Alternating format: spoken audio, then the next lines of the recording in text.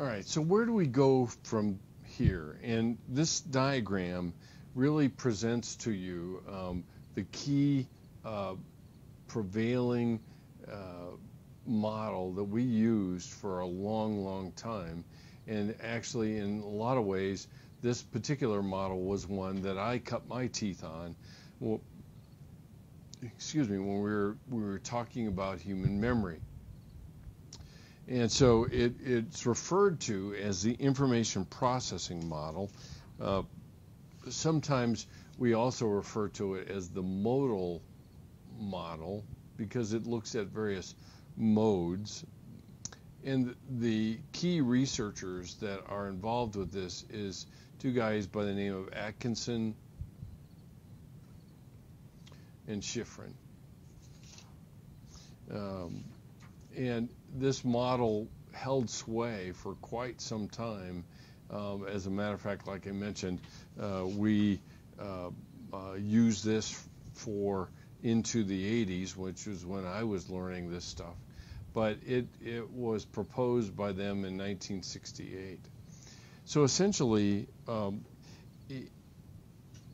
what they proposed is that complex mental events can be broken down into component parts. As a matter of fact, they break down into discrete components that we can identify. Now, the thing to keep in mind is that it's not like we crack somebody's head open and find these components there. The reality is that we're proposing a process, if you will, that describes a variety of activities that help us to understand how memory actually works, and that's the case here. So essentially, their information processing model talked about input and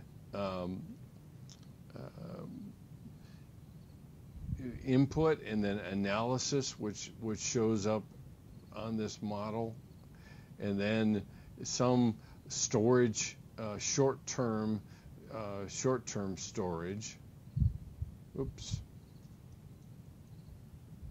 Storage, and then which leads to long-term storage.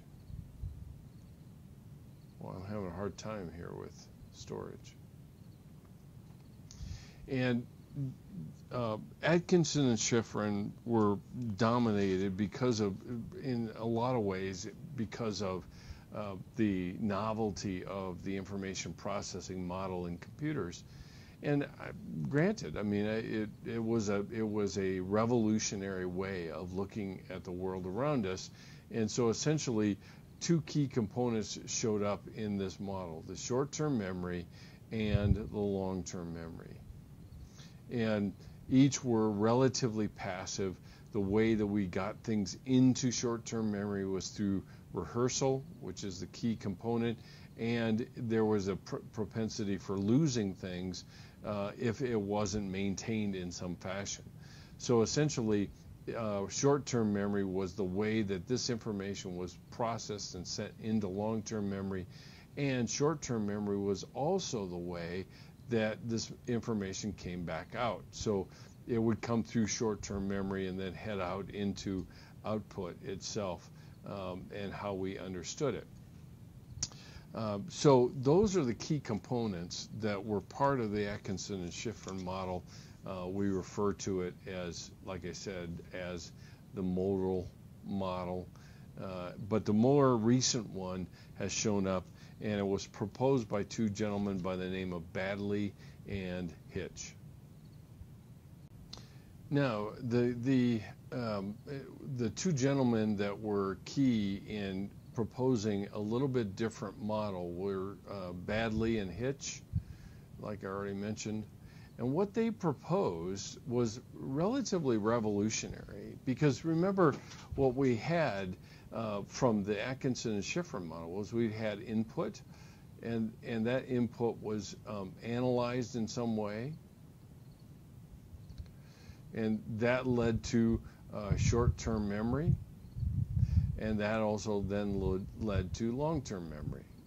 And that would be retrieved back out and processed back out to produce some kind of output if necessary. Now, what Baddeley and Hitch proposed was something that was referred to as working memory. And what you have to understand is that the short-term memory, this little storage container, if you will, was seen as pretty passive. It was a passing through place, if you will, on its way to long-term memory.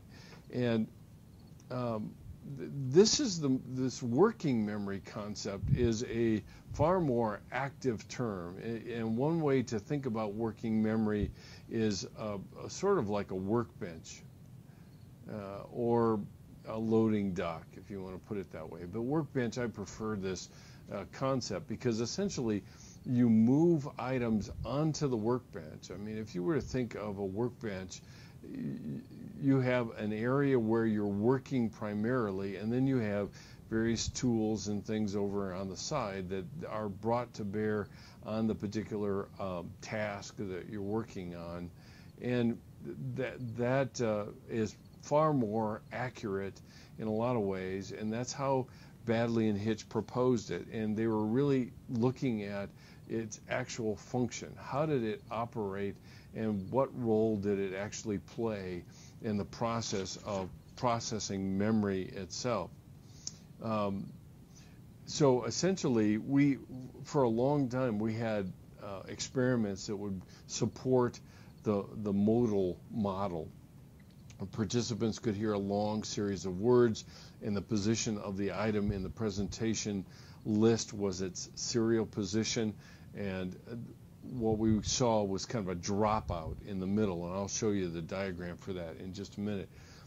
So essentially, well, let me go to that right now.